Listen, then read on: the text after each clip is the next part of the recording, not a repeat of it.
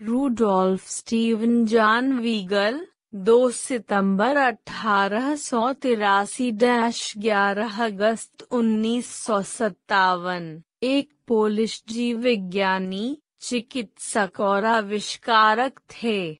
उन्हें महामारी टाइफस के खिलाफ पहला प्रभावी टीका बनाने के लिए जाना जाता है।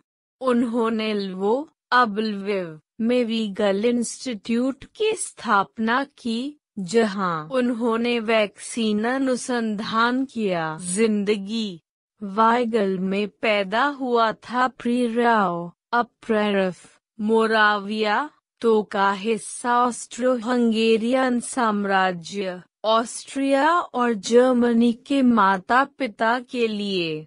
जब वह एक बच्चा था, उसके पिता की साइकिल दुर्घटना में मृत्यु हो गई।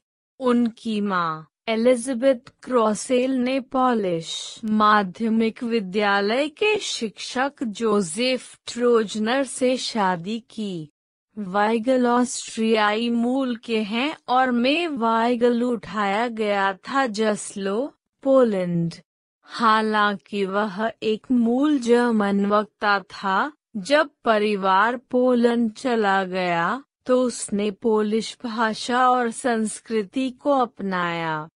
3 बाद में परिवार के लिए ले जाया ल्वीव लवाओ में पोलिश, लेम्बर्ग में जर्मन और यहूदी, जहां 1907 में वाइगल में जीव विज्ञान विभाग से स्नातक की उपाधि लवाओ विश्वविद्यालय, जहां वह प्रोफेसर के एक छात्र से किया गया था बेनेडिक्ट डिबोव्स्की 1833-1930 और जेनुस बॉम हिलारोविक्स 1859-1917। डंडा स्नातक स्तर की पढ़ाई के बाद वीगल नुसबॉम के सहायक बन गए और 1913 में उन्होंने अपनी आदत पूरी की, जिसने उन्हें प्रभावी रूप से कार्यकाल दिया।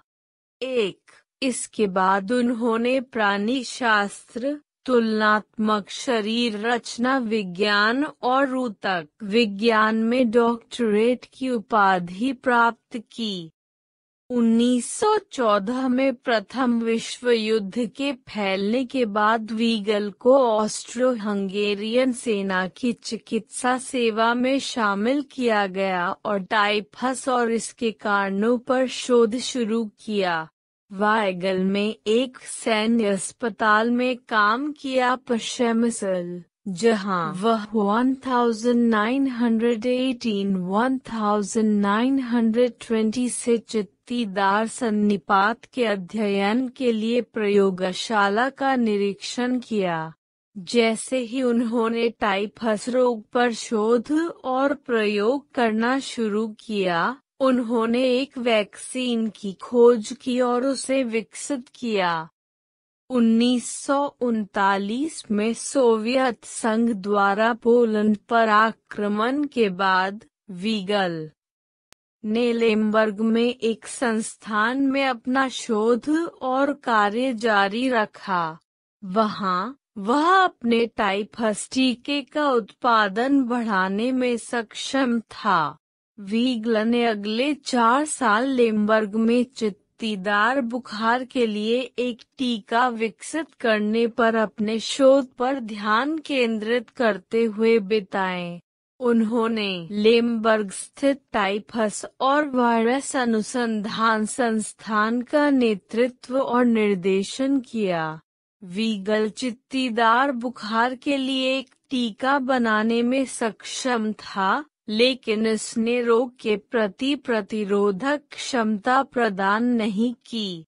इसके बजाय इसने लक्षणों को कम कर दिया, जिससे मनुष्यों में बहुत अधिक संक्रमण हो गया। 4 के दौरान नाजी जर्मन पोलैंड के कब्जे में द्वितीय विश्व युद्ध, वाइगल के अनुसंधान नाजियों का ध्यान आकर्षित किया। जब उन्होंने लविव पर कब्जा कर लिया, तो उन्होंने उसे अपने संस्थान में टाइफस वैक्सीन उत्पादन संयंत्र स्थापित करने का आदेश दिया। वीगल ने प्रोडक्शन प्लांट में कई यहूदी दोस्तों और कॉलेजों को काम पर रखा था। वहां करीब 1000 लोग काम करते थे।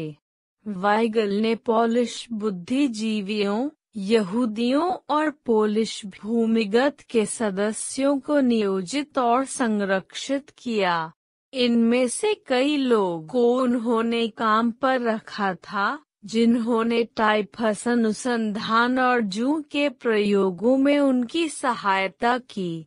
उनके कई यहूदी सहयोगियों ने मुख्य रूप से जूं को खिलाने में मदद की और बदले में उन्हें पूरी तरह से विकसित होने पर भोजन, सुरक्षा और टीके की खुराक मिली।